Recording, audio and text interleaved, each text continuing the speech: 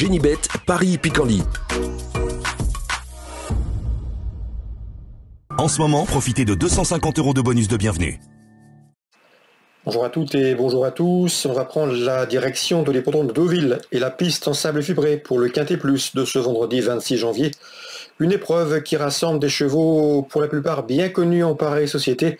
Certains d'entre eux viennent d'ailleurs de se mesurer dans un quintet référence sur le tracé qui nous intéresse. Nous évoquerons donc cette compétition dans la première partie de l'émission et dans la seconde, j'aurai des coups de cœur à vous indiquer pour les différentes réunions de ce vendredi avec quelques socio-professionnels qui ont manifesté leur confiance. Je pense notamment à Julien Corby qui sera a priori bien représenté sur l'hippodrome de Saint-Brieuc. J'en profite également pour vous inviter à partager ce programme, à le liker et ce via nos différents supports sociaux, Facebook, Twitter, vous en avez désormais l'habitude. Ne vous en privez surtout pas.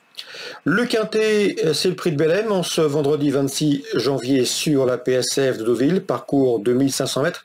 PSF, pas de quoi déranger, numéro 6, à savoir Flatten the Curve, qui vient de se classer 3e du Quintet référence prix du Pays d'Ouche le 5 janvier sur ce tracé. C'est un cheval qui est confirmé à ce niveau, 9 quintets à son actif pour déjà 4 places parmi les 4 premiers. Je le pense capable de mettre tout le monde d'accord. Je lui poserai le numéro 1, Just Like, qui avait remporté un quintet à Saint-Cloud au mois d'octobre. Dans la foulée, il s'était classé 3e d'un autre événement sur ce parcours au mois de novembre. Et en dernier lieu, il a pris la 6e place du quintet référence prix du Pays d'Ouche, où ce jour-là, il a bien fini, à mon avis, aurait terminé plus près, avec un meilleur déroulement de course. Le numéro 7, Hollywood Africans, vient quant à lui de se classer 2e de ce même quintet référence prix du Pays d'Ouche le 5 janvier. Une 2e place qu'il tentera de confirmer ici, il en a les moyens. Ce jour-là, il avait bénéficié d'un bon parcours dans le dos des leaders. Numéro 5, Caleo Palace, a lui aussi participé à ce même quintet référence prix du Pays d'Ouche. Ce jour-là, il se classait 7e, mais attention, il a été gêné à diverses reprises dans le parcours, il a pris des coups. Ensuite, dans la phase finale, à 300 mètres du poteau, il s'est retrouvé enfermé avant de bien finir. Je pense qu'il aurait lui aussi terminé plus près, avec un meilleur déroulement de course. Un cheval qui avait également remporté un handicap sur le parcours proposé au mois de décembre. Ce numéro 5, Caleo Palace, c'est un bel outsider. Le numéro 2, Ideal King, n'est autre que le vainqueur de ce même quintet référence. Il dominait ce jour-là 5 de ses rivaux du jour, dont les précédents nommés. Un cheval qui depuis a été remonté de 6 livres sur l'échelle de handicapeur. Sa marge de manœuvre est désormais réduite, mais il conserve son mot à dire pour l'obtention d'un accessite. Pour contrer ses favoris, je retiendrai le numéro 12, Peter de Hock, un cheval qui a seulement 8 courses au compteur. Il fait partie des moins expérimentés de la course. Mais attention, il a couru 2 fois sur ce parcours dès 2005 et à chaque fois, il a gagné. Malgré son manque d'expérience, à mon avis, il convient de s'en méfier. Attention également au numéro 10, Lucian Twist, qui est en forme. Il reste sur 2 places de 2e sur les PSF de Chantilly et de Deauville, sur plus long.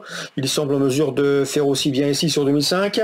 Et le numéro 16, Trabuco, qui vient de prouver sa forme récemment, le 5 janvier, en se classant 2e d'un handicap disputé sur le tracé qui nous intéresse. Cette fois-ci, l'opposition est un petit peu plus relevée, mais il se retrouve somme toute assez bien placé dans le bas du tableau, et à mon avis, il intéressera ici les amateurs d'outsiders valables. Le résumé chiffré sera donc le suivant pour ce quintet du vendredi 26 janvier. 6, As, 7 et 5, devant le 2, le 12, le 10 et le 16. En carnet partant, j'ai retenu le numéro 12, Lovesanger Island, qui demeure intermittente. On se retrouve pour les coups de cœur. En ce moment, profitez de 250 € de bonus de bienvenue. Voici désormais mes informations et conseils de jeu pour ce programme du vendredi 26 janvier. On va commencer par la réunion principale, là pour 4 l'hippodrome de Deauville. Je vous invite à inclure dans vos jeux le 513 Godflight. Raphaël Marcel, son entraîneur, l'a réservé pour ce meeting hivernal normand sur l'hippodrome de Deauville et sa piste en sable fibré. Dernièrement, la jument a mieux fini que ne l'indique son classement brut. À mon avis, elle pourrait bien prendre sa revanche sur le numéro 3 Step Morning, sur le numéro 7 Mikan ou encore le numéro 2 Summit, qui l'a dominé ce jour-là. Donc attention pour une cote au numéro 13, Godflight, qui est capable de bien finir et venir corser les rapports d'un trio. Dans cette course, il convient également de faire confiance au numéro 4, Roser, qui m'a bien plu lors de sa dernière fin de course sur cette piste. Donc course ouverte, mais une course dans laquelle vous pouvez tenter, à mon avis, des trios ou des multis. Concernant Pau en Réunion 3, dans la deuxième, nous retrouvons un spécialiste des lieux, c'est le 203 Saint-Godefroy. Je crois qu'il a couru 11 fois sur le cross palois pour 8 victoires et 2 places de deuxième. Il avait notamment remporté remporté le Grand Cross de Pau en 2022. Il vient de faire une course de rentrée victorieuse sur cette même piste paloise. Son entraîneur Patrice Quinton l'a réservé d'ailleurs pour ce meeting hivernal en Béarn. Le 203 Saint-Godefroy, à mon avis, va confirmer, soigner ses stats sur l'hippodrome palois. On peut lui opposer pour le couplet Horde pour les trios numéro 1 Hip Hop Conti, qui reste sur une victoire sur cette piste, et une victoire assez convaincante, et le numéro 4 Harmony Rock, qu'il convient de racheter après sa dernière chute. Le 203, le 201, le 204.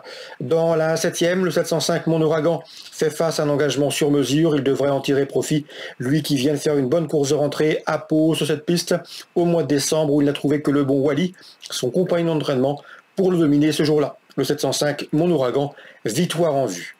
Concernant Saint-Brieuc, Réunion 3, je vous le disais, Julien Cormy aura plusieurs partants. Il est assez confiant dans la première avec le 107 Larry Sénéchal, qui a eu un parcours école. On lui a appris à courir le jour de ses débuts dernièrement à Nantes. Une 4e place encourageante. Elle a pris ses premiers gains, elle a progressé depuis. Et ici, elle semble en mesure de jouer la victoire et pourquoi pas ouvrir son palmarès, elle en a les moyens. C'est le 107 Larry Sénéchal, une pouliche qui a pas mal de facilité et de la précocité. Concernant le 102, Laika Deschal, elle est peut-être meilleure que Larry Sénéchal, mais elle est moins précoce. Et ici, elle est inédite. Donc le but de l'entourage est de lui donner un parcours éducatif. On va se priver de rien, mais à mon avis, c'est davantage à envisager pour une place. Préférence dans l'immédiat au 107 Larry Deschal, devant le 102 Laika Deschal, même si à terme, le 102 Laika Deschal, a priori, a plus d'avenir, plus de tenue que la précédente nommée.